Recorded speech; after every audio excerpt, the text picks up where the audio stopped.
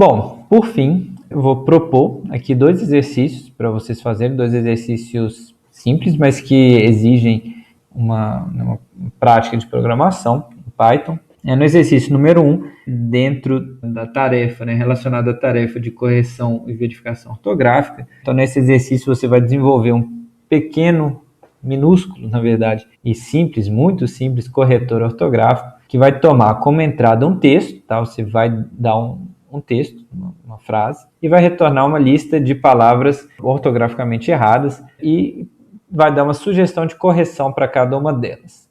O verificador deve conhecer as seguintes palavras, ou seja, o dicionário do seu verificador ortográfico ele deve conter as seguintes palavras. Então, eu coloquei aí 4 artigos, masculino e feminino no singular e no plural, 4 substantivos, 2 no singular, 2 no plural, homem, homens, mulher e mulheres, 2 verbos, um no singular e no plural, é e são, e 4 adjetivos, inteligente, inteligentes, brilhante, brilhantes. E aí o seu programa, então, ele vai conhecer essas palavras, tá? Então ele tem que saber que essas palavras existem, e você vai escrever um programa, então, que vai tentar encontrar os erros ortográficos, e vai retornar uma sugestão para as seguintes frases. Então tem ali algumas frases com alguns erros. O homem é inteligente, só que inteligente está lá com R no final. As mulheres são brilhantes, as mulheres, então sem o H em mulheres e sem o H em brilhantes. Os homens são brilhantes com 2 S no final. A mulher é inteligente com 2 Gs.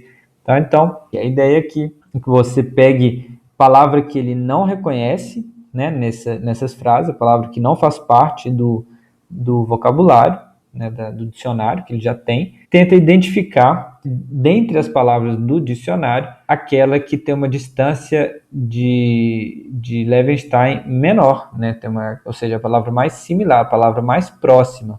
E aí, com isso, você pode sugerir uma correção. Vai sugerir, por exemplo, na primeira, o homem é inteligente com R no final. O seu programa ele tem que identificar, ele tem que primeiro ver que inteligente com R no final não faz parte do vocabulário, e aí ele vai ter que identificar qual palavra, dentre as palavras do vocabulário, a mais próxima da palavra que não foi identificada, e aí sugerir aquilo lá como uma correção. Tá? E por fim, você pode identificar as limitações desse corretor. Ele tem algumas limitações, é interessante você refletir sobre as limitações desse corretor. O exercício número 2 já tem a ver com essa outra tarefa, esse uso na pesquisa e na tipologia linguística, na comparação entre línguas. Bom, o programa que você vai desenvolver, ele tem que ser capaz de pré-avaliar, ou seja, vai ajudar o linguista na tarefa de identificar cognatos. Tá? Então, ele vai pré-avaliar a possibilidade de haver cognatos, isto é, palavras etimologicamente relacionadas, em listas de vocabulários de línguas diferentes. Então, vocês vão usar como entrada as listas de vocabulários que eu tirei lá do ASJP, aí está o link para o ASJP, você pode entrar lá e pegar até listas maiores, se quiser fazer um exercício mais completo, mas aqui eu fiz uma seleção, então eu peguei palavras em 4 línguas diferentes, português, espanhol, italiano e russo.